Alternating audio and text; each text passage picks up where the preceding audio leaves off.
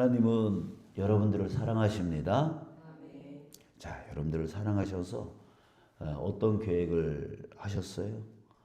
죄의 노예에서, 율법의 노예에서 사는 것을 원하지 않으셨어요. 자, 그래서 하나님이 이 일을 하셨죠. 바로 대속의 제물을 삼으셔서 누구를? 독생자이신 예수님을 대속의 제물로 삼으셔서 그에게 우리의 죄를 다 덮어 씌웠어요.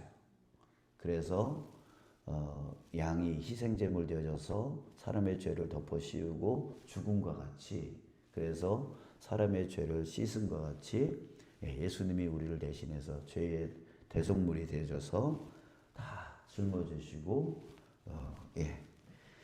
죽게 하심으로 우리의 죄를 없애 주셨습니다. 그래서 그를 믿는 자마다, 그 예수님을 믿는 자마다 멸망치 않게 할 거다, 영생을 얻게 할 거다, 이렇게 약속을 해 주신 거죠. 그래서 여러분, 저와 여러분들이 지금 이 자리에 있는 이유가 뭡니까? 바로 그 예수님을 믿음을 통해서 바로 구원받은 하나님의 자녀된 자가 되었기 때문에 지금 바로 우리가 이 자리에 앉아 있는 것이죠. 여러분, 이것이 바로 은혜 중에 은혜라고 하는 거예요. 은혜 중에 은혜라고 하는 거예요. 여러분들도 전도해 보셨지만 참 이 전도, 하나님의 도를 전한다는 것이 얼마나 힘들고, 또 그것을 받아들이는 거, 정말 그게 이성적으로는, 합리적으로는 도저히 받아들일 수 없는 거잖아요. 예수 믿으면 구원 얻는다?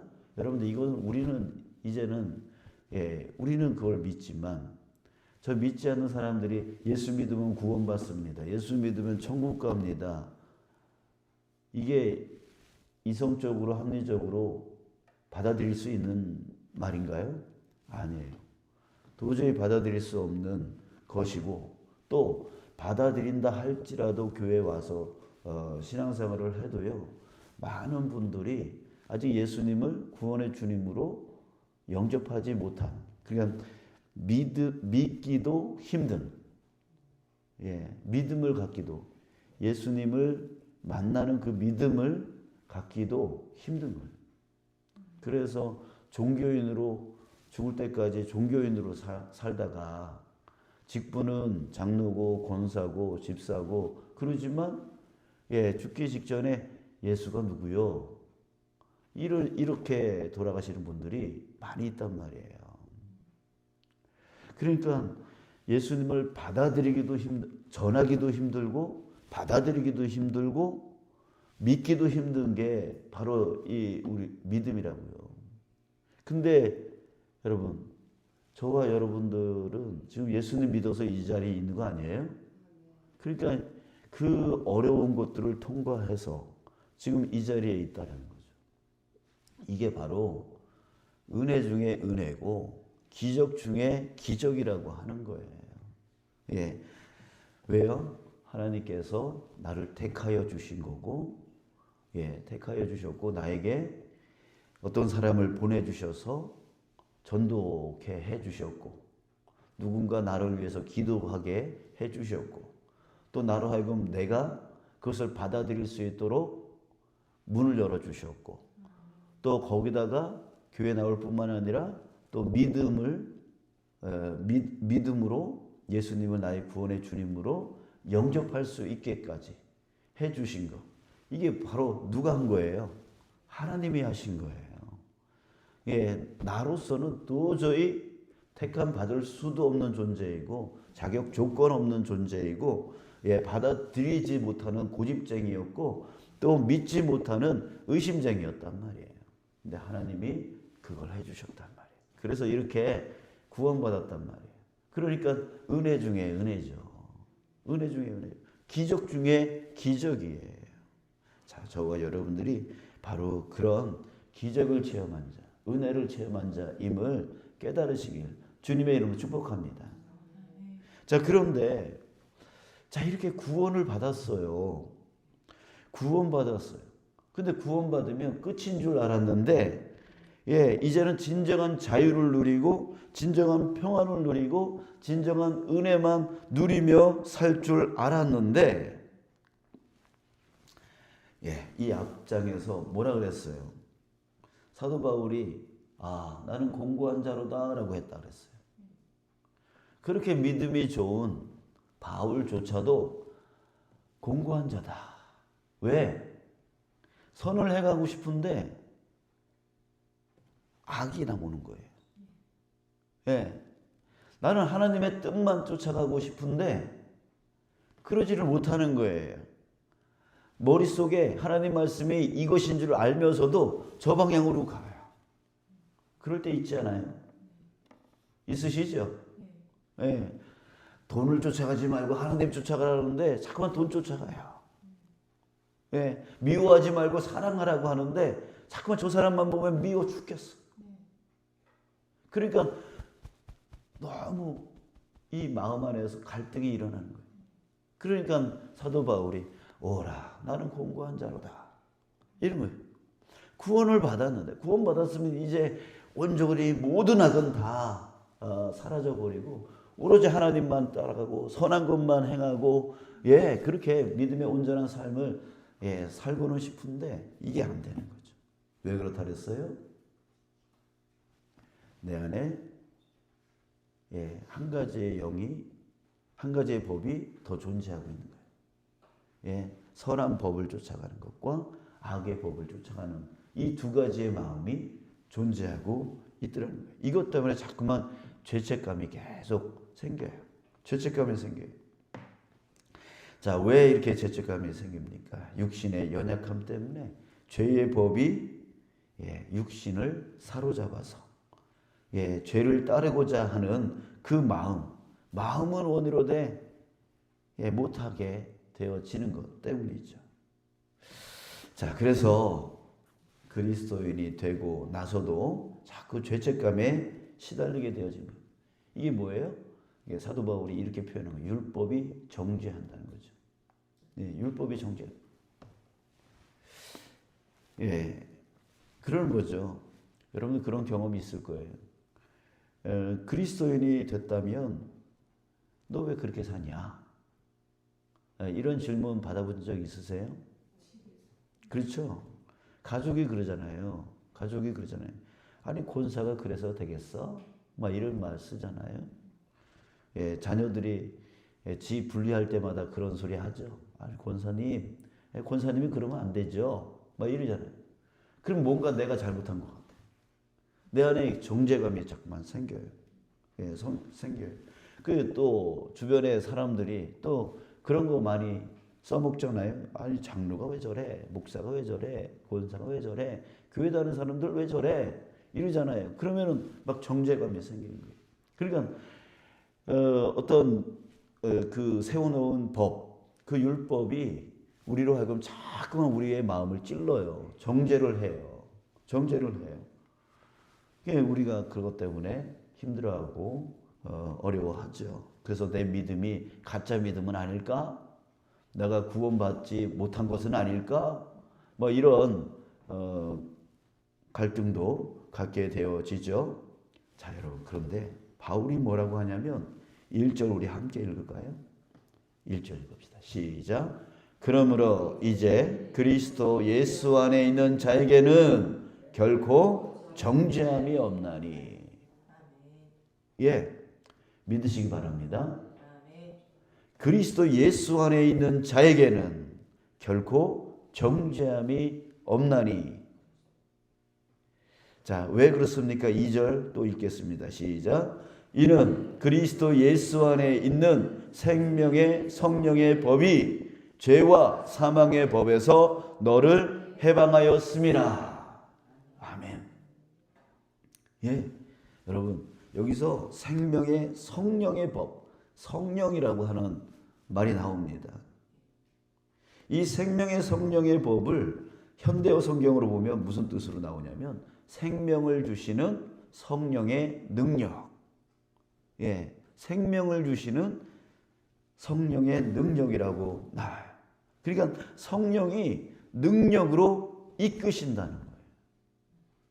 성령이 능력으로 이끄신다. 그래서 우리의 죄와 사망의 법에서 우리를 해방시켜준다는 거예요. 자, 여러분, 하나님의 2차 계획이 있어요. 1차 계획이 뭐예요? 예수님을 대속제물로 삼아서 그에게 우리의 모든 죄를 덮어 씌우시고, 그래서 죽게 하심으로 우리의 죄를 씻어주셔서 그를 믿는 자마다 구원을 받을 수 있도록, 하나님의 자녀가 될 수 있도록 해주시겠다. 이게 1차 계획이에요. 근데 그렇게 구원을 받았음에도 불구하고 여전히 오라 나는 공고한 자로다. 선을 따라가고 싶으나 자꾸만 악이 나오는 거예요. 주님을 쫓아가고 싶으나 또 세상을 쫓아가게 되어지는 거예요.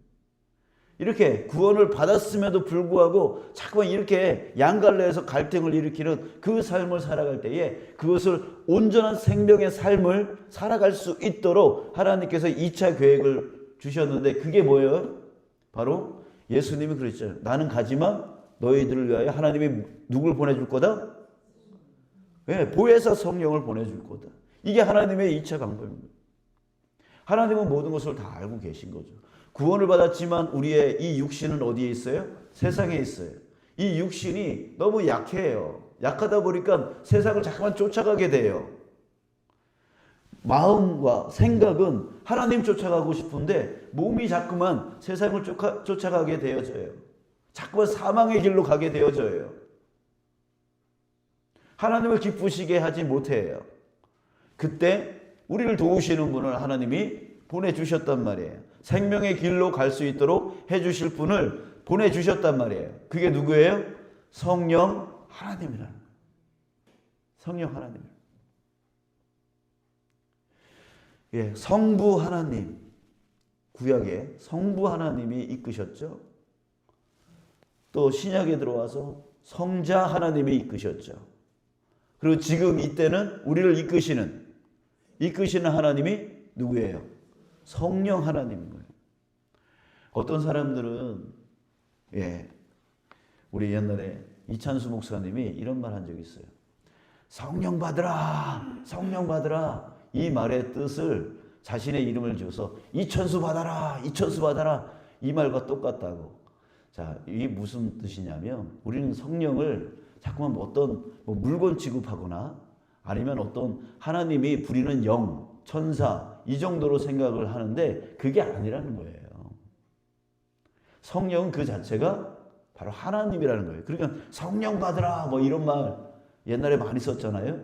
이게 말이 안 된다는 거예요. 하나님 받아라, 하나님 받아라. 이게 아니에요.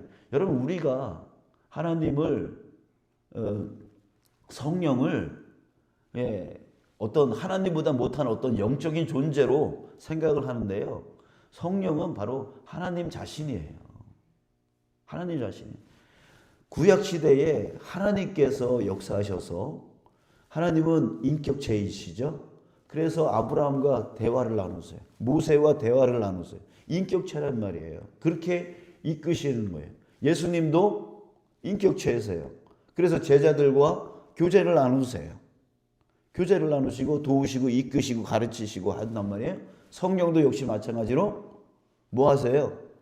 우리로 하여금 예수님의 말씀을 기억나게 하시고 또 우리의 발걸음을 이끌어 주시고 능력 부어 주시고 또 우리를 대신해서 중보기도도 해 주신다 그러고, 이게 뭐예요? 우리의 삶 가운데 계속 우리와 함께 교제 나누시며 우리를 이끌어 나가시는 인격체란 말이에요. 어떤 하나님보다 못한 어떤 부리는 영이 아니란 말이에요.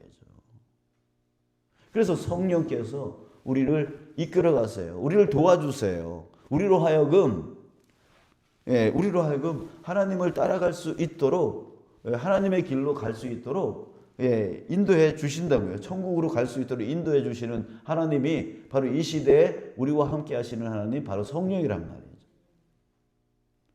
그래서 5절, 육신을 따르는 자는 육신의 일을, 영을 따르는 자는 영의 일을 생각하나니. 바로 성령께서 우리로 하여금 성령의 일을 생각하게 하신다. 그래서 우리로 하여금 그 길을 가게 만들죠. 그래서 사도 바울은 갈라디아에서 이런 말을 합니다. 내 안에 육체의 소욕과 성령의 소욕이 있는데 이 둘이 싸워서 때로 육체의 소욕이 이기면 육체의 길로, 성령의 소욕이 이기면 성령의 길로 가게 된다. 이런 말을 했단 말이죠. 자, 그러니까 우리는 항상 뭐 해야 돼요? 충만해야죠. 뭘로 충만해야 돼요? 성령 충만해야 돼요. 성령 하나님으로 충만해야 돼요. 그래서 성령을 따라가야 돼요. 그럴 때에 우리는 이 땅에서 지지 아니하고 승리하며 나갈 수 있게 되어지는 거예요. 7절부터 보겠습니다. 육신의 생각은 하나님과 원수가 되나니 이는 하나님의 법에 굴복하지 아니할 뿐 아니라 할 수도 없습니다. 육신에 있는 자들은 하나님을 기쁘시게 할 수 없느니라. 인간적인 생각, 육신적인 생각, 이것은 하나님과 원수가 되어지게 한다. 여러분, 하나님이 어떻게 생각하시는지에 대해서 우리는 먼저 생각해야 되는데 자꾸만 내 생각부터 먼저 얘기를 해버려요. 거르지를 않아요. 이러면은 자꾸 육신의 생각으로 가는 거예요. 그것은 바로 하나님을 기쁘시게 할 수 없다라고 하죠.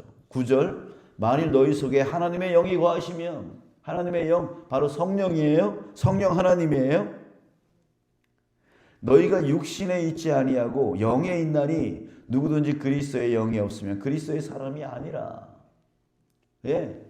성령을 쫓아가지 아니하면 그리스도의 사람이 아닌 거죠. 자, 여러분, 우리가 예수 그리스도를 나의 구원의 주님으로 믿기 시작할 그 때부터 우리 안에 누가 계시냐면 바로 성령이 계시는 거죠. 그 성령이 나를 주관하고 나를 지배하고 나를 통치하실 수 있도록 하는 것, 그것이 바로 성령 충만이에요. 나를 잡아 드시라고 하는 게 성령 충만이라고요. 그래서 내 뜻, 내 생각, 내 육신적인 생각은 다 지워지고 오로지 성령의 생각으로 내 안에 꽉 차는 상태. 그래서 성령이 생각하는 것을 내가 생각하고 성령이 가고자 하는 곳에 내가 가게 되어지고 성령이 이끄시는 대로 내가 순종하여 나가는 상태가 되어지는 것이 바로 성령 충만이에요. 성령 충만. 그러니까 다른 말로 말하면 성령께 굴복당하는 거죠. 우리에게 이게 필요한 거예요. 왜? 우리 안에 자꾸만 육체의 소욕, 육체의 법, 육체의 법이 존재하고 있기 때문에 성령께 완전히 굴복되지 않으면 하나님을 온전히 따라갈 수 없게 되어지는 거예요. 제가 예전에 한번 예화를 들은 적이 있는데 어느 교회 저쪽 제가 먼저 사역했던 지역에 어느 교회 목사님이 교인들과 너무 갈등이 심한 거예요. 너무 갈등이 심해가지고 진짜 돌아버리겠는 거죠. 이게 풀 수 있는 방법을 도저히 가질 수가 없었어요. 그래서 어떻게 했냐면 금식 기도한다고 이제 기도원에 올라가셨어요. 기도원에 올라가서 정말 일주일 내내 오로지 하나님만 바라보면서 하나님만 외치고 함께 기도하고 말씀 보고 기도하고 말씀 보고 그랬더니 어떻게 된 거예요? 오로지 하나님의 생각으로 오로지 하나님의 능력으로 꽉 찬 거죠. 그리고 내려왔더니 어떻게 돼요? 내 안에 있는 육신의 모든 생각들은 다 없어진 거죠. 오로지 성령 하나님의 생각만 꽉 차 있었던 거예요. 그러니까 하나님의 생각이 꽉 차 있으니 뭐예요? 사랑으로 꽉 차 있겠죠. 하나님은 사랑이시니까 사랑으로 꽉 차 있게 됐어요. 딱 내려와서 성도들을 보는데 너무 사랑스럽게 보이더라는 거예요. 왜? 내 안에 있는 그 육체적인 생각, 육신적인 생각들은 저들이 너무나 미웠었는데 성령으로 충만해지니까 성령에 굴복되어지니까 내 안에 성령의 생각이 꽉 차 있는 거예요. 그러니까 하나님은 사랑이시니까 사랑의 눈으로 보이겠죠. 그래서 성도들이 너무나 사랑스럽게 보이더라는 거예요. 일주일 전만 해도 너무나 미워가지고 정말 보기도 싫고 보면 머리가 그냥 쭈삣쭈삣 서고 그래가지고 너무나 열받고 막 그랬는데 너무나 사랑스럽게 보이더라고요. 그래서 그들이 뭐라 한들 뭐라 한들 사랑하기 시작했대요. 사랑해. 내가 그렇게 바뀌니까 그들도 바뀌더라. 사랑의 관계가 되어지더라는 거예요. 자, 여러분, 우리 안에 육신의 생각이 존재한다는 사실 여러분 꼭 기억하시고, 이 육신의 생각이 우리로 하여금 자꾸만 갈등하게 만들고 정죄하게 만드는 거예요. 정죄하는 거예요. 그들이 나를 자꾸만 정죄하는 거예요. 그럴 때 우리는 어떻게 살아가야 되냐면 바로 성령으로 충만함을 입어야 되는 거예요. 그러니까 생명의 성령의 법이 나를 주관할 수 있는 그 삶을 살아야 돼요. 그래야지 오로지 하나님을 쫓아갈 수 있게 돼요. 그러니까 하나님의 영이 함께하는 자는 영의 생각을 하게 되어진다. 여러분 기억하십시오. 하나님께서 우리를 위하여 성령을 보내주셨어요. 성령으로 오셨어요. 이렇게 표현하죠. 성령으로 오셨어요. 보내주셨다니까 자꾸만 하나님의 부리는 영처럼 생각을 해가지고 자꾸만 오해를 하는데, 하나님이 성령으로 오셨어요. 처음에는 예수님으로 오셨고 이제는 성령으로 오셨어요. 그러니까 그 성령 하나님을 의지하면서 주님 나를 주관하십시오. 나를 굴복시키십시오. 나를 통치하십시오. 내 안에 있는 이 육신의 생각을 깨뜨리시고 성령 하나님의 생각으로 꽉 채워주십시오. 그래서 사랑하게 하시고 주님의 진리의 길로 가게 하시고 육신을 쫓아가지 않게 하시고 정말 저 미워하는 저 사람을 사랑하게 하시고 정말 내 안에 있는 모든 악을 깨뜨려 주십시오. 우리 그렇게 기도해 나가 승리하는 오늘 하루 또 나머지의 삶이 되어지기를 주님의 이름으로 축복합니다.